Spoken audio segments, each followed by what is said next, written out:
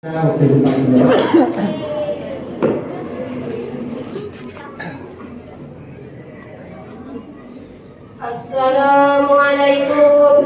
warahmatullahi wabarakatuh. Waalaikumsalam warahmatullahi wabarakatuh. Alhamdulillahilladzi arsala rasulahu bil huda wa dinil haqq liyuzhirahu 'ala dini kullihi walau karihal kafirun walau karihal munafiqun. Asyhadu an la ilaha illallah wa asyhadu anna Muhammadan abduhu wa rasuluhu. Allahumma shalli ala sayyidina Muhammad wa ala alihi rasulillahi ajma'in tasliman katsiran amma ba'du. Qala Allah ta'ala fil Qur'anil Karim, a'udzu billahi minasy syaithanir rajim. Bismillahirrahmanirrahim. Rabbi ishrah li sadri wa yassir li amri wahlul 'uqdatam min lisani yafqahu qawli. Tsumma inna nahnu nazzalna dzikra wa inna lahu lahafizun. Tsumma inna nahnu nazzalna dzikra wa inna lahu lahafizun. Sadaqallahu maulana azim.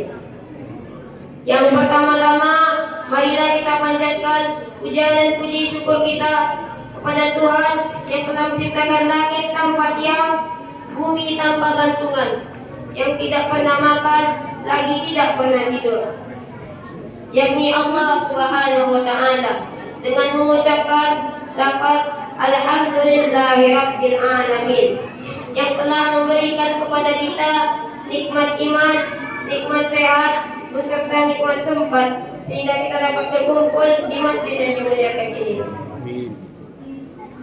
Allah Subhanahu wa Ta'ala berfirman, jikalau ranting-ranting di bumi menjadi pulpennya, dedaunan menjadi kertasnya, air lautan menjadi tintanya, niscaya mustahil untuk menghitung nikmatku, kata Allah. Pada zaman dahulu ada seorang pemuda yang Allah berikan umur yang panjang. Beliau beribadah selama 500 tahun kepada Allah. Di saat beliau lapar, ada satu pohon yang akan menumbuhkan buah, sehingga beliau tidak perlu turun untuk mencari makanan. Pada suatu ketika, pemuda tersebut pun meninggal dan dipertemukan kepada Allah. Allah berkata kepada pemuda tersebut, wahai hambaku, masuklah engkau ke dalam surgaku karena rahmatku. Kemudian pemuda tersebut berkata, ya Allah, masukkanlah hamba ke dalam surga engkau karena ibadah hamba. Kemudian Allah berkata kembali kepada pemuda tersebut, wahai hambaku, masuklah engkau ke dalam surgaku karena rahmatku. Kemudian pemuda tersebut kembali berkata, ya Allah, masukkanlah hamba ke dalam surga engkau karena ibadah hamba, ya Allah. Kemudian Allah kembali berkata, wahai hambaku, masuklah engkau ke dalam surgaku karena rahmatku. Setelah itu pemuda tersebut merasa jengkel, lalu berkata, ya Allah, hamba telah beribadah kepada engkau selama 500 tahun lamanya, sehingga habislah umur panjang hamba untuk beribadah kepada engkau. Oleh karena itu, masukkanlah hamba ke dalam surga engkau karena ibadah hamba, ya Allah. Kemudian Allah berkata, wahai hambaku, sesungguhnya 500 tahun lama ibadah engkau itu tidak cukup untuk menggantikan nikmat yang telah diberikan. Pemuda tersebut tidak percaya dan meminta bukti. Setelah itu Allah Subhanahu wa Ta'ala memberikan bukti timbangan antara ibadahnya selama 500 tahun dengan satu nikmat bola mata. Itu lurus sama rata timbangannya. Sehingga pemuda tersebut pun merasa malu dan diperintahkan oleh Allah untuk kembali ke surga. Tidak lupa pula kita memanjatkan salawat dan salam kepada Nabi junjungan alam, Nabi yang tidak pernah makan kurma, tapi pernah makan Nabi yang tidak pernah makan nasi, tapi pernah makan kurma yang bergizi. Nabi yang tidak pernah naik motor, tapi pernah naik unta yang berekor, yakni Nabiyina wa Habibina wa Syafi'ina wa Zuhrina wa Maulana Muhammad sallallahu alaihi wasallam. Dengan mengucapkan lafaz Allahumma salli ala sayyidina Muhammad wa ala alihi sayyidina Muhammad. Assalamu alayka ya Rasulullah. Assalamu alayka ya Habibullah. Al-Mukarram wal Muhtaram, Bapak pengurus masjid beserta staf-stafnya, Al-Mukarram wal Muhtaram, hadirin jamaah tarawih yang besar tidak bisa saya sebutkan gelarnya, yang kecil tidak bisa saya sebutkan namanya. Baiklah, tanpa memperpanjang kata-kata muqaddimah, langsung saja ana membacakan pidato singkat ana yang berjudul keutamaan ilmu dibanding harta. Dari pembukaan. Hadirin wal hadirah rahimakumullah. Pada zaman dahulu Allah memberikan 3 pilihan kepada Nabi Sulaiman alaihissalam. Pilihan yang pertama adalah ilmu, pilihan yang kedua adalah harta, dan pilihan yang ketiga adalah tahta. Wahai Sulaiman, yang manakah yang akan kau pilih di antara yang 3 ini? Kemudian Nabi Sulaiman alaihissalam berkata, ilmu ya Allah. Setelah Nabi Sulaiman alaihissalam memilih ilmu, Nabi Sulaiman pun diberikan ilmu.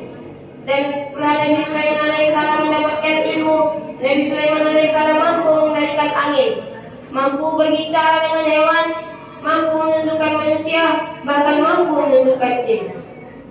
Karena seluruhnya telah tunduk kepada Nabi Sulaiman alaihissalam, maka harta dan tahta pun jatuh ke pangkuan Nabi Sulaiman alaihissalam. Jika seandainya Nabi Sulaiman memilih harta, belum tentu Nabi Sulaiman bisa menjadi raja.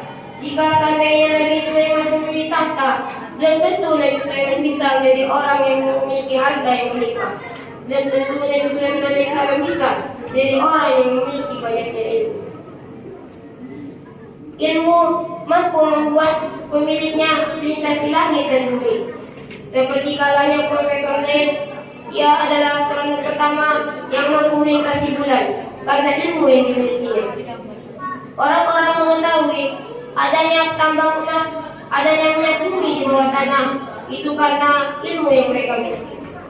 Allah Subhanahu wa taala berfirman dalam surah Ar-Rahman ayat 33 yang berbunyi, A'udzu billahi minasy syaithanir rajim. Bismillahirrahmanirrahim. Ya ma'syaral jinni wal ins, in istata'tum min aqtaris samawati wal ardh an tanfuzu la tanfuzu illa bisultan. Yang artinya, wahai golongan jin dan manusia, jikalau kalian sanggup melintasi langit dan bumi, jikalau kalian ingin melintasi langit dan bumi, maka lintasilah. Niscaya kalian tidak akan bisa melintasinya kecuali dengan kekuatan ilmu. Hadirin wal hadirah rahimakumullah. Ilmu adalah hal yang terpenting dan hal yang sensitif dalam menjalani hidup di dunia ini. Jikalau kita diberikan pilihan antara memilih ilmu atau memilih harta, hendaklah kita memilih ilmu.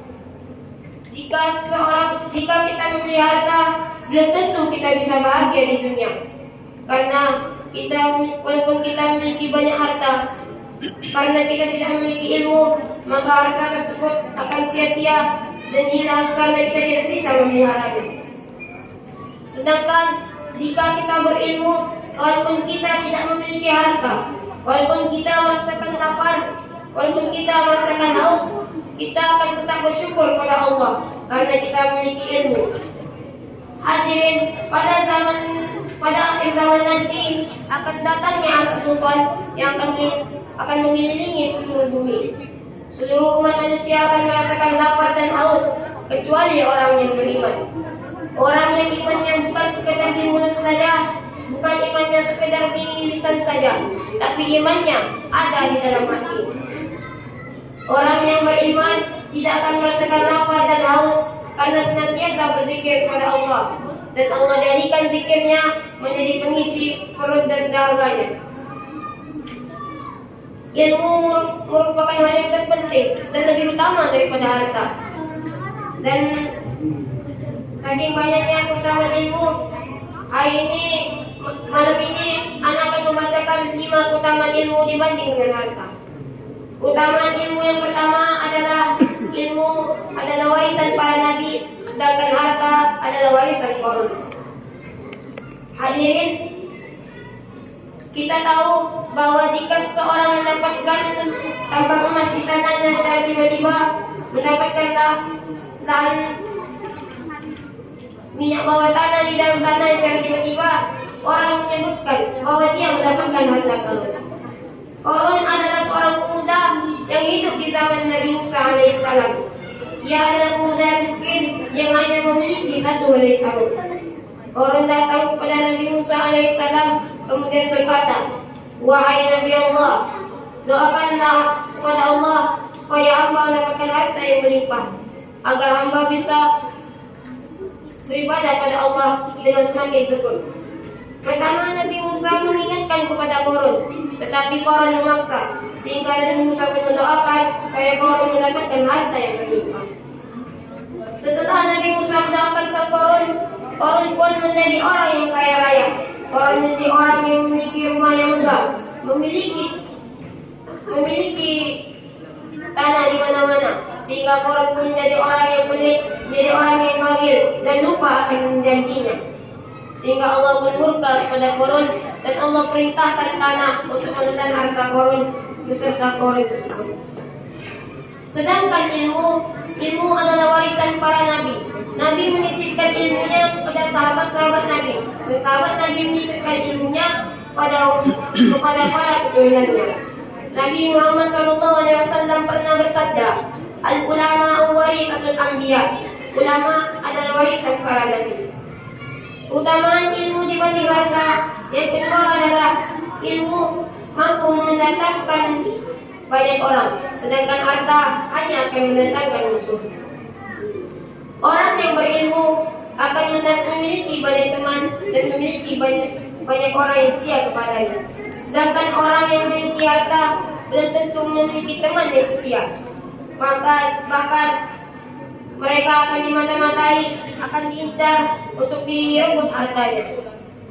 Perkara yang ketiga adalah ilmu mampu mendatangkan panggilan yang baik, sedangkan harta hanya akan mendatangkan panggilan yang buruk. Orang yang berilmu akan dipanggil dengan panggilan yang baik, seperti kalanya ustaz, seperti kalanya profesor, LCMA, dan lain-lain. Sedangkan orang yang memiliki harta belum tentu diberikan panggilan yang baik. Berkemungkinan besar beliau akan dipanggil dengan sebutan orang yang pelit, sebutan orang yang bagil, sebutan orang yang sombong. Perkara yang keempat adalah ilmu mampu menjaga pemiliknya, sedangkan harta hanya perlu dijaga oleh pemiliknya. Orang yang berilmu itu akan dijaga dan dilindungi oleh gurunya. Seperti katanya Ustaz Abdul Somad, beliau dijaga, beliau dilindungi oleh polisi di saat beliau berdakwah. Sedangkan harta bukannya melindungi, tapi harta itu perlu dilindungi. Perkara yang kelima adalah ilmu mampu mendatangkan syafaat, sedangkan harta mampu mendatangkan maksiat. Ilmu membuat kita tahu dan membuat kita sadar bahwa banyaknya dosa yang kita lakukan, sehingga kita rajin beribadah kepada Allah dan meninggalkan maksiat. Sedangkan harta akan membuat kita melakukan maksiat karena betapa banyaknya harta yang kita miliki dan tidak tahu untuk diapakan. Lihatlah betapa banyak pemuda kaya yang memperebutkan harta warisan orang tuanya sehingga berkelahi antar saudara. Banyaknya orang-orang yang ingin mendapatkan harta di sosmed, menyebarkan aurat-auratnya, mengumbarkan maksiatnya supaya viral dan mendapatkan harta di sosmed. Allah berfirman dalam surah Al-Baqarah, A'udzu billahi minasyaitonir rajim. Bismillahirrahmanirrahim. Yarfa'illahu alladhina amanu minkum walladhina utul ilma darajat. Yang artinya Allah akan meninggikan derajat orang-orang yang beriman dan orang-orang yang berilmu beberapa derajat. Baiklah, sekian pidato singkat ana. Bila ada kata-kata yang salah, ana mohon maaf. Wabillahi taufiq wal hidayah. والرضا والعناية.